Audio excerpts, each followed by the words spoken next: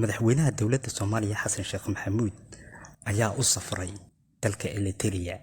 Waa safarkiisii saddexaad tan iyo markii xilka loo igmaday 15 May 2022.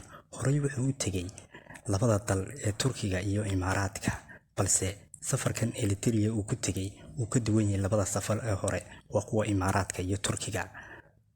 Waxa gilgilay dowladda iyo dadka Soomaaliyeed dhalinyaro tababar ciidan lagu qaaday dalka Eritrea sanadadii la soo dhaafay, kuwaas oo waalidiintii dhalay ay waayeen jaan iyo cirib meel ay dhigeen.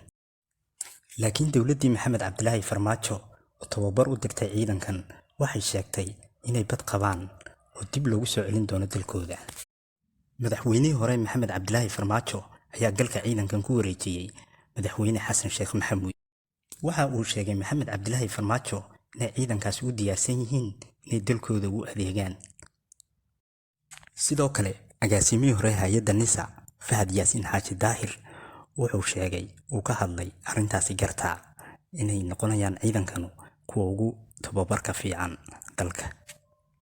sidoo kale Fahad Yaasin wuxuu sheegay inay macaaridku wejigabax la kulmi doonaan markay ciidankaasi ku soo noqdaan dalka.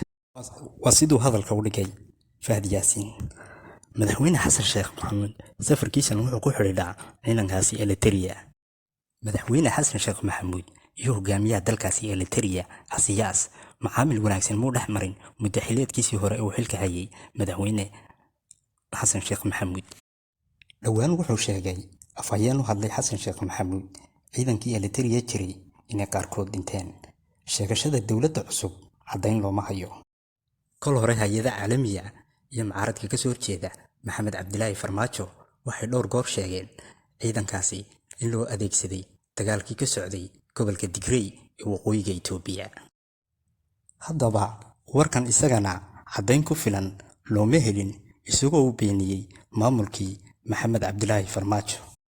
si walba ha ahaatee hadda waxa la soo gaadhay marxaladda dhabta ah ee lagu ogaan lahaa ciidankaasi Eritrea. booqashada madaxweynuhu waxay soo afjari doontaa warar badan oo ku gadaaman ciidanka oo ay ka mid tahay inaan la bixin qarashaadkii tababarka. taasi waxay ka mid tahay sababaha dib u dhigay imaatinkooda Soomaaliya. safarkan waxaa loo arkaa midkii ugu muhiimsanaa oo madaxweynuhu baxayo tan iyo intii xilka dib loogu doortay. warar hordhac waxay sheegayaan in ciidankii la soo ururiyey oo hal meel la isugu keenay. dowladda federaalku waxay rabtaa ciidankan si degdeg ah in dalka lagu soo celiyo. madaxweyne Xasan Sheekh wuxuu ku dhawaaqay ciidankani inay dagaal cusub la geli doonaan kooxaha Al-Shabaab.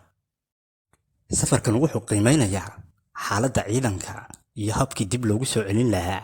haddaba maxay adiga fikrad kula tahay? haddaad kanaalkan ku cusub tahay, subscribe saar, gambaleelkana furo si aad nooga mid noqoto